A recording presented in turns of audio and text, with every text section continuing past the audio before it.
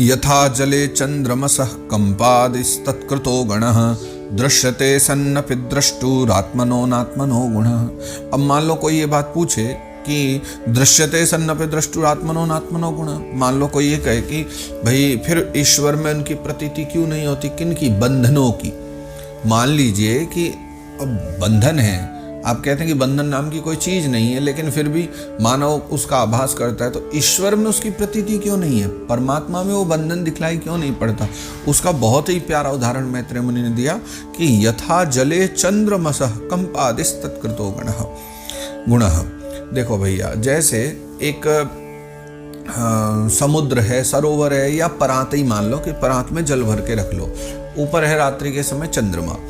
अब जैसे ही चंद्रमा उस ऊपर आकाश में आया तो नीचे धरा जो जल है, उस जल में मानो लहर उठी, या तो अगर परात में है तो मान लो आपने पेन से उसको हिला दिया, कुछ लकड़ी डाल के हिला दिया पानी को, तो जैसे ही पानी हिलेगा, कंपन होगा पानी में, उसके भीतर का जो चंद्रमा है वो हिलेगा कि नहीं, डेफिनेटली हिलेगा।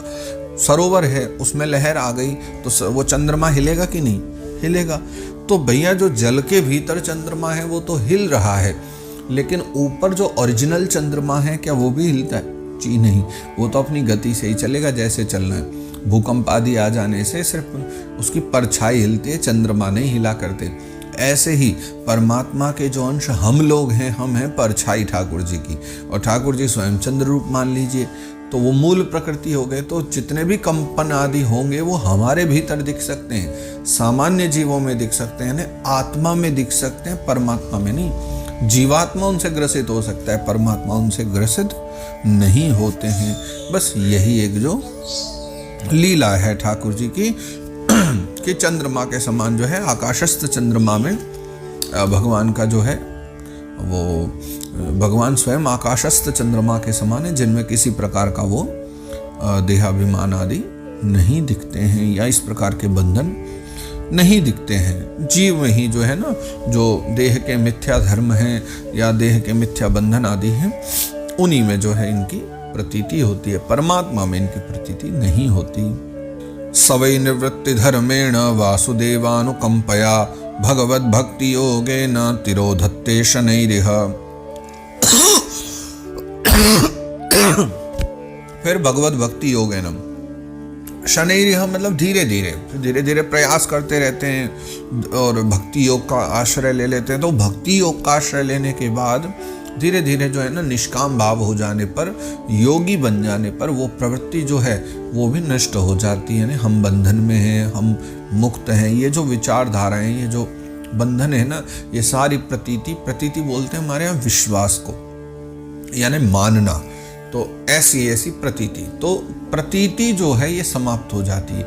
ऐसा नहीं सिर्फ परमात्मा में नहीं रहती, योगियों में भी खत्म हो जाती, जो निष्काम भाव से भक्ति योग के द्वारा भगवान का भजन करे। ध्यान रहे, ज्ञान योग से नहीं, जो भक्ति योग के द्वारा जो योगी भगवान को भजेगा, है ना, तो भगवत भक्ति योग है ना, तिरोधत्ते शनैरिह पे धीरे धीरे वो भी भगवान के समान ही असंग हो जाएगा, और वैसे ही उसकी वो सारी प्रवृत्तियां निवृत्त हो जाएंगी।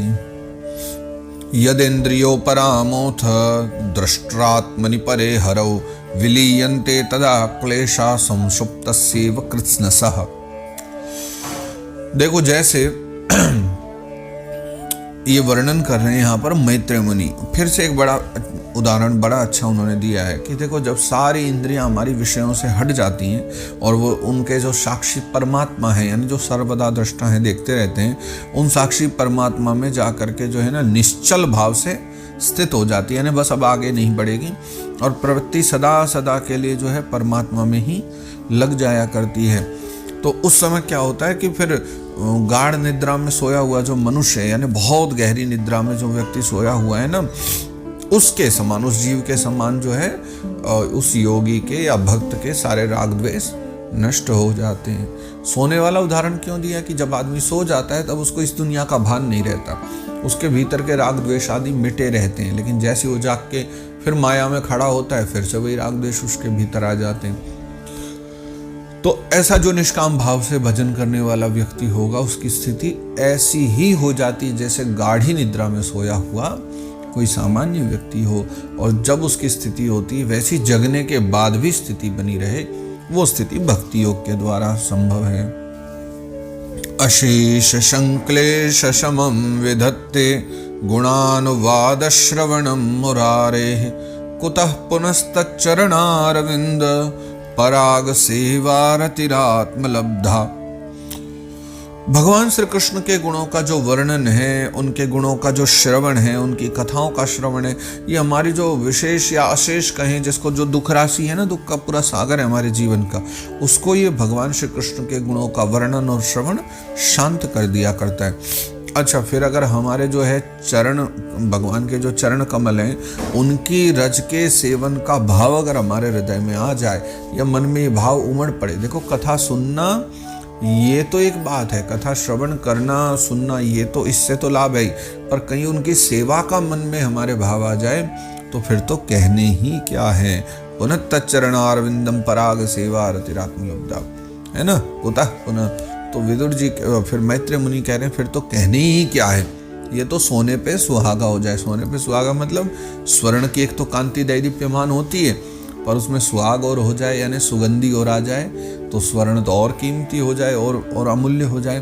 तो वैसे ही है कि कोई व्यक्ति श्रवण आदि तो करे, कथा तो सुने, कीर्तन करे, पर मन में सेवा का भाव और जग जाए ठाकुर जी के चरण कमलों का, तो फिर कहने ही क्या है, फिर तो आनंद ही आनंद हो जाए। तब विदुर बाबा कहते हैं, विदुर उवाच संचिन्न संशयो मह्यम तव सूक्तासिना विभो उभयत्रापि भगवन मनो में संप्रधावती। फिर विदुर जी कह रहे हैं कि भगवान मैत्रेय जी से कि आपके जो युक्ति युक्त वचन है, मैंने एक बात देखी है भागवत जी में, दृष्टांत पूर्वक जब किसी को समझाया गया ना, बात दिमाग में बड़ी जल्दी बैठ गई है, बड़ी जल्दी व्यक्ति को समझ आ जाता है।